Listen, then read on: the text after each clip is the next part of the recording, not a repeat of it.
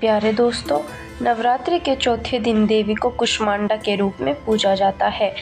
अपनी मंद हल्की हंसी के द्वारा अंड यानी ब्रह्मांड को उत्पन्न करने के कारण इस देवी को कुष्मांडा नाम से अभिहित किया गया है। माँ की उपासना का मंत्र सुरा संपूर्ण कलशम रुधिरा लुप्तमेव च दधाना हस्तपद्भाम्या कुष्मांडा शुभदास्तु में।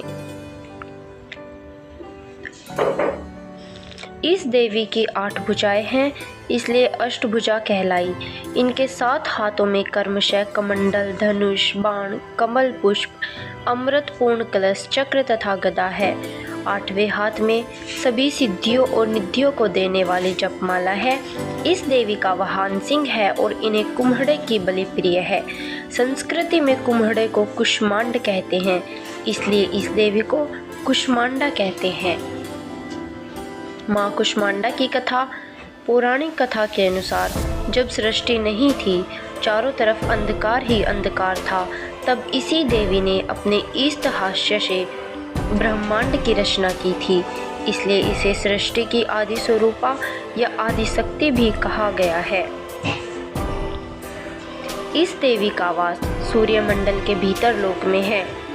सूर्य लोक में रहने की शक्ति क्षमता केवल इन्हीं में है, इसलिए इनके शरीर की कांति और प्रभा सूर्य की भांति ही दैदीप्यमान है। इनके ही तेज से 10 दिशाओं अलौकिक हैं।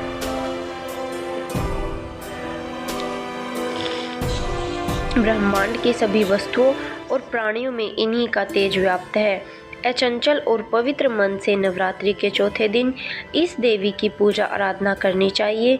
इससे भक्तों के रोगों और शोकों का नाश होता है तथा उसे आयु, यश, बल और आरोग्य प्राप्त होता है। ये देवी अतलप्य सेवा और भक्ति से ही प्रसन्न होकर आशीर्वाद देती है। सच्चे मन से पूजा करने वाले को सुगमता से परम पद प्राप्त होता है। विधि विधान से पूजा करने पर भक्त को कम समय में ही कृपा का सूक्ष्म भाव अनुभव होने लगता है। ये देवी आधियों व्याधियों से मुक्त करती है।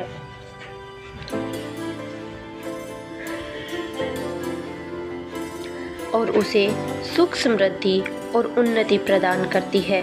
अंततः इस देवी की उपासना में भक्तों को सदैव तत्पर रहना चाहिए। नवरात्रि के चौथे दिन माँ कुष्मांडा की पूजा अर्चना की जाती है।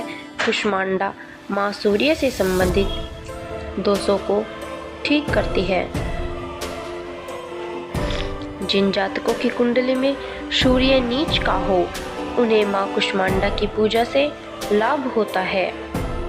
जय माँ कुष्मांडा।